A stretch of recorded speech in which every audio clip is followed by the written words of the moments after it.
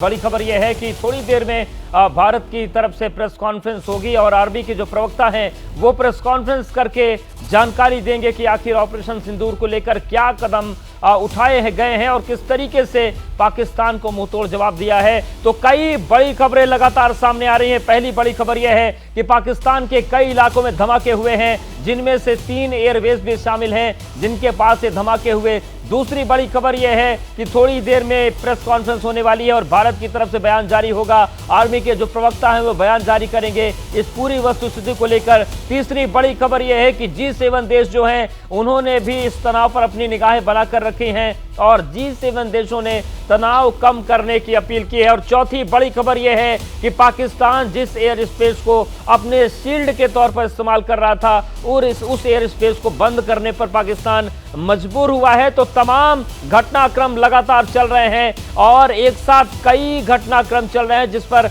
लगातार हम आपको अपडेट्स दे रहे हैं। और इस बीच बड़ी खबर यह है कि साउथ ब्लॉक में थोड़ी देर में प्रेस कॉन्फ्रेंस होने जा रही है। 5:45 का वक्त था प्रेस कॉन्फ्रेंस का और किसी भी वक्त ये प्रेस कॉन्फ्रेंस शुरू हो जाएगी। लेकिन बड़ी खबर यह है कि पाकिस्तान में जिस तरीके से देर रात कई इलाकों में धमाके की खबरें सामने आई हैं, उसके बाद 3 एयरबेस के पास भी धमाके हुए हैं। और इन सब के बीच अब बड़ी खबर यह है कि G7 देशों ने भी तनाव कम करने की अपील की है। शिवांक और विशाल लगातार हमारे साथ बने। विशाल, ये जो 5:45 पर प्रेस कॉन्फ्रेंस होने वाली थी, इसको लेकर कुछ जानकारी सामने आ रही है? देखिए, तमाम जो मीडिया कर्मी हैं वो इस वक्त साउथ ब्लॉक पहुंच चुके हैं और ये साउथ ब्लॉक की तस्वीरें भी इस वक्त हम अपने दर्शकों को दिखा रहे हैं, जहां पर ये प्रेस ब्रीफिंग अब से थोड़ी देर में होगी और रक्षा मंत्रालय के अधिकारियों की तरफ से प्रेस ब्रीफिंग संभावित बताई जा रही है, जिसमें वो ऑपरेशन सिंदूर को लेकर और ज्यादा जानकारी दे सकते हैं। हालांकि सुबह 5:45 का यह समय बताया गया था, पर क्योंकि जिस तरह की सिचुएशन अभी है अवधेश, तो उसमें जाहिर तौर पर थोड़ा समय ऊपर नीचे होता रहता है। तो इंतजार फिलहाल रक्षा मंत्रालय के अधिकारियों का है कि ऑपरेशन सिंदूर को लेकर वो क्या जानकारी देते हैं। मीडिया कर्मी साउथ ब्लॉक पर पहुंच चुके हैं। तस्वीरें भी साउथ ब्लॉक से इस वक्त सामने आ रही है और बहुत इंपॉर्टेंट प्रेस ब्रीफिंग ये मानी जाएगी, क्योंकि भारत ने जो जवाबी कार्रवाई की है उसकी जानकारी यहां पर दी जा सकती है और इस बात की भी जानकारी दी जा सकती है कि पाकिस्तान ने किस तरह से भारत के तमाम शहरों और भारत के सैन्य ठिकानों को निशाना बनाने का प्रयास किया, जिसे भारत के एयर डिफेंस सिस्टम ने पूरी तरह से ध्वस्त कर दिया है। अवधेश, बिल्कुल। और इन सब के बीच एक सवाल विशाल और भी उठता है कि जो पाकिस्तान ने हमास स्टाइल अपनाया है कि लगातार ड्रोन से परसों भी हमले करने की कोशिश की गई, कल भी वही से हिमाकत ड्रोन से हमले करने की गई। इन सब के बीच ये भी जानकारी सामने आती है कि तुर्की का एक कार्गो विमान ड्रोन लेकर ही उतरता है। तो ये जो हमास स्टाइल पाकिस्तान अपना रहा है, ये क्या उसकी जो आतंकिस्तान वाली नीति है उसमें नया एड ऑन है?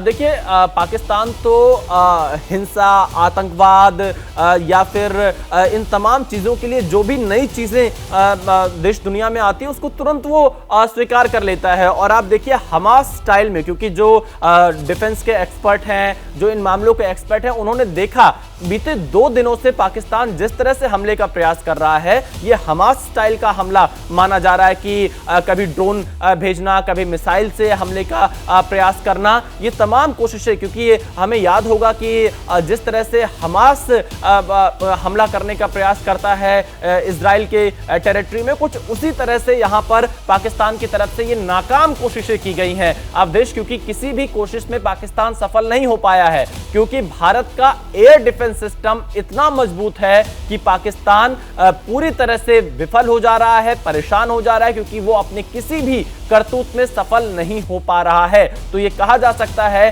कि पाकिस्तान के जो 2-3 दिन के घटनाक्रम रहा है, उस पर कुछ लोगों ने जो अपनी राय दी है वो ये कहा है कि ये हमास स्टाइल का हमला करने का प्रयास पाकिस्तान की तरफ से किया जा रहा है। बिल्कुल, शिवांग भी लगातार हमारे साथ बने हुए। शिवांग, LOC से किस तरीके की खबरें हैं? जिस तरीके से वहां पर भारी शेलिंग लगातार जारी रहती है, फायरिंग होती है, क्या वही हालात लगातार बने हुए हैं?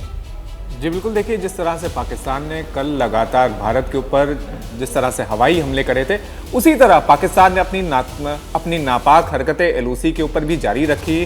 कई जगहों पर सीज फायर वॉयलेशन की भी वहाँ पर खबरें आई और LOC के पास कई जगहों पर ये देखा गया कि बिना किसी प्रोवोकेशन के पाकिस्तान ने रात भर लगातार सीज फायर वॉयलेशन करा। और जैसा अभी आप जिक्र कर रहे थे हमास स्टाइल अटैक का, तो देखिए 2 तथ्य हैं जिसे हमारे दर्शकों को जानना बहुत जरूरी है। पहला, 5 फरवरी को ISI के जो टॉप लीडर्स थे उनकी मुलाकात हमास के नेताओं के साथ हुई थी। उसके बाद 19 अप्रैल को पिछले महीने को फिर से ISI के जो टॉप लीडर्स थे उनकी मुलाकात हमास के नेताओं के साथ हुई थी। उसके बाद देखिए पहलगाम का हमला, आप एक बार देखिएगा, पहलगाम का हमला उसी स्टाइल में हुआ जिस स्टाइल में हमास ने इजराइल के ऊपर अटैक करा था। तो देखिए ये सारी चीज़ें आपस में इसी तरह से ही मिल रही हैं कि जिस तरह से चाहे आतंकी हमला हो, चाहे इस तरह का सैन्य हमला, वो लगातार पाकिस्तान हमास की ही मोडस ऑपरेंडी पर लगातार कर रहा है। और उसके अलावा जिस तरह से बीते 4 महीनों का भी अगर हम लोग ट्रैक रिकॉर्ड दिखा दें तो 2 बड़ी बैठकें तो ISI के अधिकारियों की हमास के नेताओं के साथ हुई ही हैं। और ये भी बताया गया है कि हमास के जो लड़ाके हैं, जो हमास के कमांडर्स हैं, जो इजराइल के भीतर मोर्चा संभाले हुए थे, उसमें से 5 बड़े कमांडर्स पाकिस्तान के भीतर मौजूद भी थे और उन्होंने लगातार ट्रेनिंग आतंकियों को भी दी थी। और उसके अलावा ISI के ऑफिशियल्स के साथ भी उन्होंने कोलैबोरेशन करा था। तो देखिए यही सब सारी चीज़ें लगातार पहलगाम हो चाहे पहलगाम के बाद की जितनी भी स्थितियां हैं उसमें लगातार दिखाई दे रही है कि किस तरह से पाकिस्तान खुद को एक आतंकी संगठन की तरह पूरी तरह से चला रहा है, चाहे वो आतंकियों की तरह हमला करवाना हो या फिर आतंकियों की तरह शेलिंग करवाना, फायरिंग करवाना, सीज फायर वॉयलेशन करवाना, ड्रोन से हमला करवाना।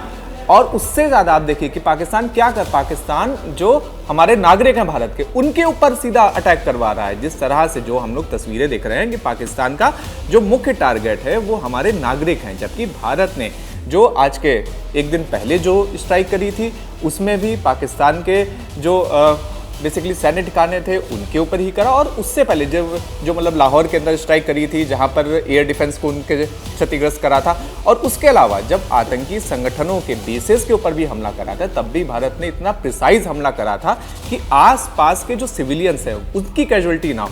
तो आप देख लीजिए कि पाकिस्तान हो, चाहे पाकिस्तान की सेना हो, चाहे पाकिस्तान के स्टेट स्पॉन्सर्ड एक्टर्स हो, वो सभी एक तरह से आतंकियों की तरह बर्ताव कर रहे हैं। और चाहे पाकिस्तान के सेना प्रमुख हो, उनका भी आप भाषण देख लीजिए, वो चाहे अप्रैल महीने में उनका दिया गया भाषण हो या भी 2 दिन पहले उनका दिया गया भाषण हो, वो बिल्कुल एक वैसा ही भाषण दे रहे हैं जैसा भाषण हाफिज सईद या फिर मसूद अजहर जैसे लोग देते हैं। तो देखिए ये पूरी तरह से पाकिस्तान खुद को ही पूरी दुनिया में एक्सपोज कर रहा है। पाकिस्तान खुद को एक्सपोज कर रहा है। लेकिन इस बीच बड़ी खबर यह है कि थोड़ी देर में साउथ ब्लॉक में प्रेस कॉन्फ्रेंस होने वाली है। उस प्रेस कॉन्फ्रेंस में यह साफ होगा कि ऑपरेशन सिंदूर को लेकर क्या अपडेट्स मिलते हैं और थोड़ी देर में भारत का बयान सामने आएगा। इन सब के बीच बड़ी खबर यह है कि आर्मी के प्रवक्ता प्रेस कॉन्फ्रेंस करेंगे। G7 देशों की तरफ से भी तनाव कम करने की अपील की गई है। वहीं सबसे बड़ी खबर यह है कि पाकिस्तान में सिलसिलेवार धमाके हुए हैं देर रात, और ये जो धमाके हुए हैं इनमें से 3 ऐसे हैं जो अलग अलग 3 एयरबेस के पास हुए हैं। और इसके साथ ही साथ अपडेट ये आ रहा है कि पाकिस्तान ने फिलहाल अपने एयर स्पेस को बंद किया है। और अब इस बीच निगाहें जो हैं वो साउथ ब्लॉक की तरफ हैं, क्योंकि थोड़ी देर में प्रेस कॉन्फ्रेंस होने वाली है और यहां से पता चलेगा कि आखिर किस तरीके का रिएक्शन, किस तरीके का जवाब भारत की तरफ से दिया गया है। तो एक साथ कई बड़ी खबरें हैं जो हम आपको बता रहे हैं। पहली बड़ी खबर यह है कि पाकिस्तान में कई धमाकों की खबर है। दूसरी बड़ी खबर यह है कि भारत का बयान इस पर आने वाला है थोड़ी देर में। G7 देशों ने तनाव कम करने की अपील की है। वहीं अगर हम बात करें पाकिस्तान की तो एयर स्पेस को बंद करने की जानकारी वहां से सामने आ रही है।